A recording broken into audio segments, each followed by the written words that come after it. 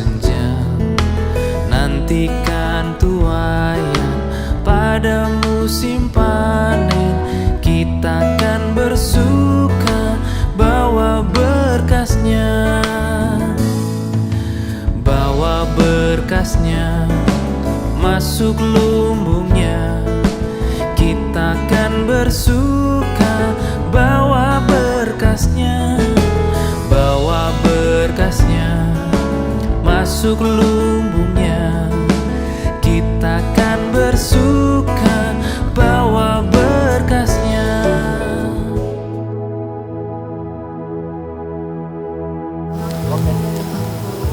Shalom rekan-rekan pemuda yang dikasihi Tuhan. Kembali lagi kita dalam edisi konten rohani tanggal 19 hingga 25 April 2026.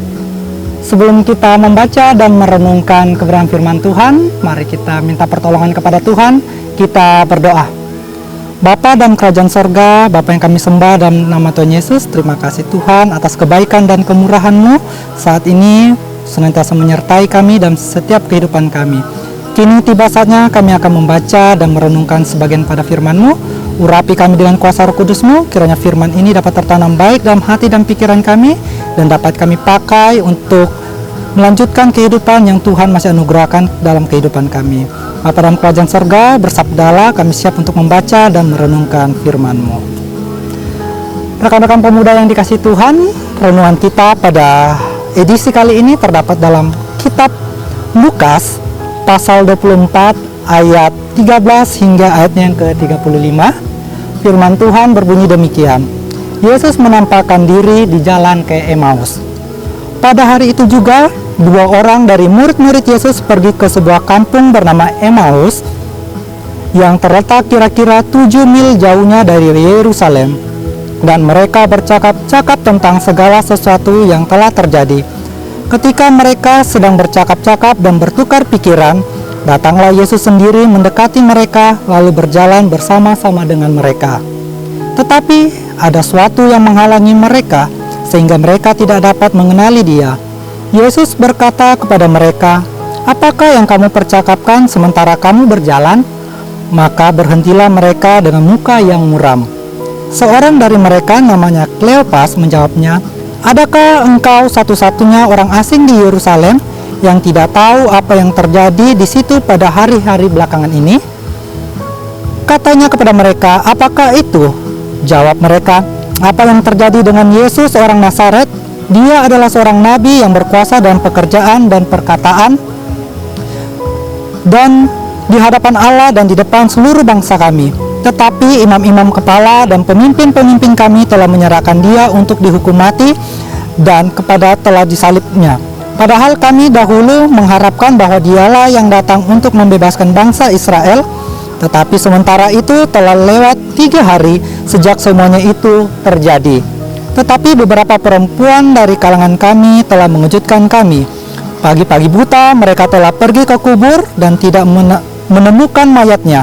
Lalu mereka datang dengan berita bahwa telah dikelihatan kepada mereka malaikat-malaikat yang mengatakan bahwa Ia hidup.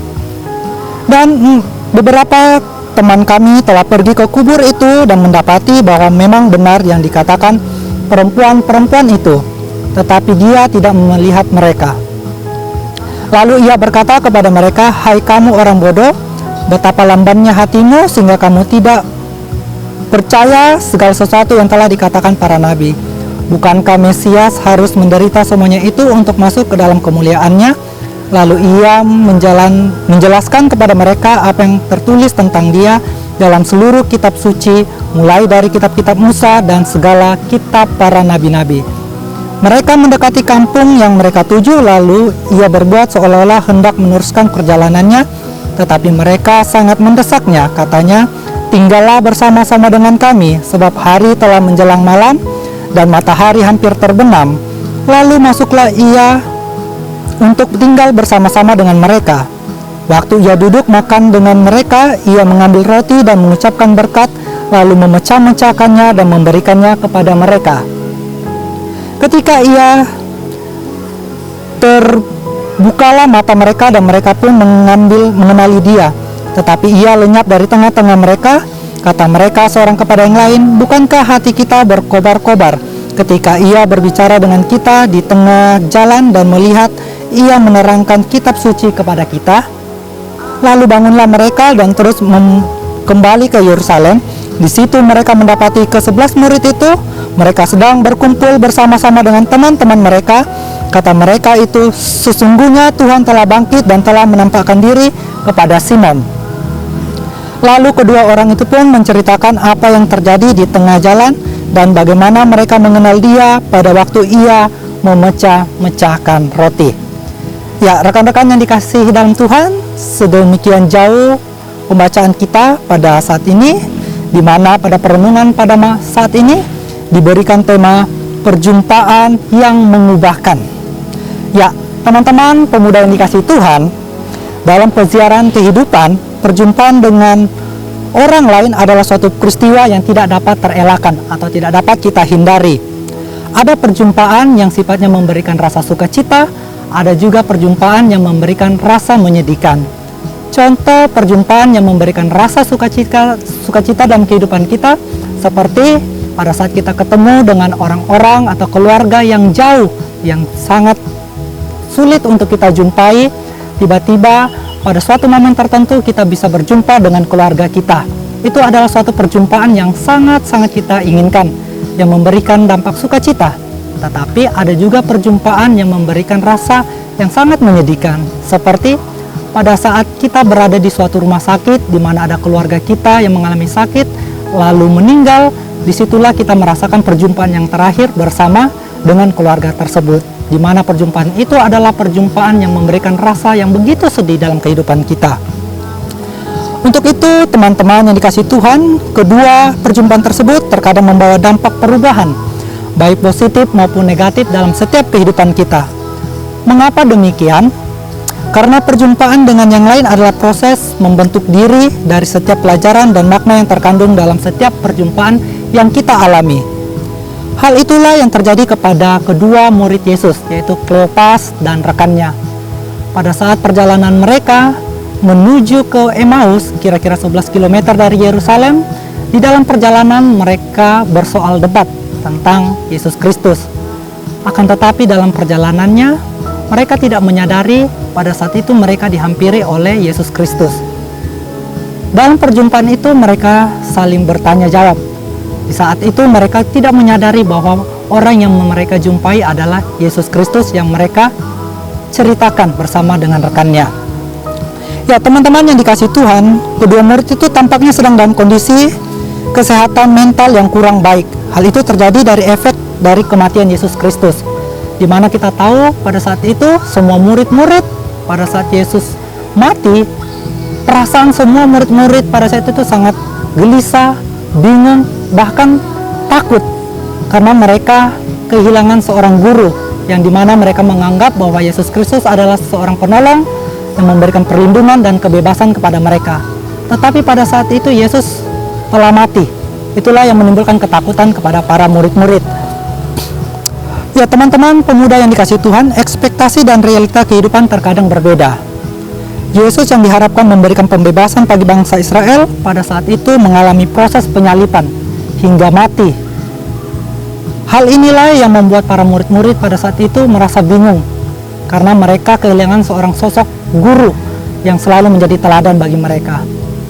Akan tetapi, teman-teman yang dikasihi Tuhan, di balik kematian Tuhan Yesus itu, kita menyadari atau meyakini bahwa Yesus akan bangkit sesuai dengan apa yang dikatakan sebelum ia mengalami proses yang begitu luar biasa dalam kehidupannya.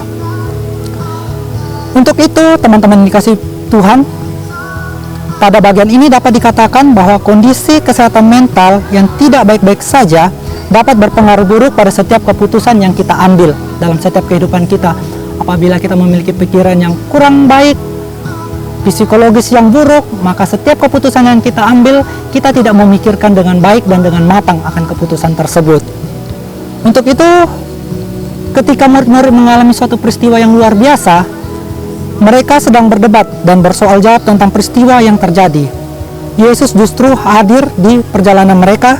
Dengan kata lain, di dalam kekecewaan atau kehancuran sekalipun, Yesus hadir menjumpai mereka dan juga akan menjumpai kita apabila kita senantiasa berharap hanya kepada Yesus. Seperti dalam peristiwa murid-murid Yesus pada saat itu, meskipun Yesus telah mengatakan bahwa ia akan bangkit dari antara orang mati, tetapi masih ada murid-murid yang kurang percaya. Seperti salah satu murid, yaitu Thomas. Pada saat itu dia tidak percaya bahwa Yesus akan bangkit. Pada saat mereka berkumpul, tiba-tiba Yesus muncul di hadapan mereka. Dan Yesus menjelaskan kepada mereka bahwa ia benar-benar bangkit. Lalu ia meyakinkan salah satu muridnya, yaitu Thomas, bahwa ia Yesus yang telah bangkit dari antara orang mati. Untuk itu, rekan-rekan pemuda yang dikasihi Tuhan, Yesus pernah berkata kepada murid-muridnya dan juga kepada kita bahwa berbahagialah setiap orang yang tidak melihat namun percaya. Untuk itu, kita zaman sekarang meski kita tidak melihat Yesus secara langsung, tapi kita meyakini dan mengimani bahwa Yesus telah bangkit. Yesus adalah juru selamat kita, bahwa Yesus adalah penolong di setiap kehidupan kita. Untuk itu, sobat muda, marilah sejenak merenungkan perjalanan kehidupan sebagai PPGT. Setiap hari kita sungguh mengalami perjumpaan dengan Yesus yang telah bangkit itu. Dia selalu hadir dalam karya Roh Kudus, menuntun dan membimbing kita untuk terus terarah kepadanya. Bahkan dialah yang terus-menerus mengisyaratkan kita akan dosa kita untuk hidup dalam pertobatan dan dalam kebenaran. Untuk itu, sudahkah kita berjumpa, mengalami perjumpaan dengan Kristus dan meneguhkan iman dan membawa kita pada perubahan yang positif? Untuk itu, marilah kita merenungkan bersama-sama apakah kita betul-betul telah hidup menurut kehendak dari Tuhan. Jika ya, teruslah hidup perubahan itu dalam ketaatan kepadanya. Jika belum, mintalah tuntunan Roh Kudus untuk menguatkan kita menjadi PPGT yang terus teguh di dalam Kristus. Melalui perenungan pada saat ini, Tuhan Yesus mengajak kita sebagai rekan-rekan muda untuk selalu percaya dan tetap teguh dan meyakini dan mengimani bahwa Yesus Kristus itulah Tuhan dan Juru Selamat kita. Terpujilah Kristus, haleluya, amin.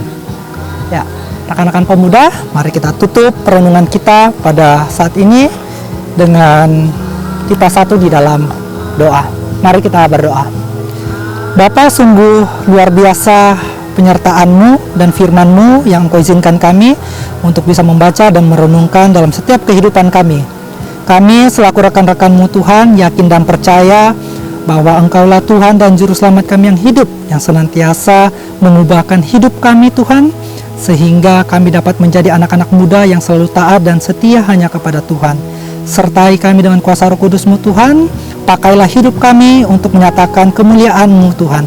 Sesungguhnya kami ini adalah anak-anak-Mu yang senantiasa taat dan setia hanya kepada Tuhan. Bapa dalam kerajaan surga, kiranya firman ini dapat tertanam baik dalam hati dan pikiran kami, dan dapat kami renungkan dan dapat kami praktekkan dalam kehidupan kami sehari-hari. Terpujilah nama-Mu Bapa, dalam anak Yesus Kristus, itulah Tuhan dan Juru Selamat kami yang hidup. Kami datang berdoa dan bersyukur kehadirat-Mu. Amin. Ya, salam PPGT. Kader siap putus, teguh dalam Kristus. Terima kasih dan shalom. Dicipta untukmu,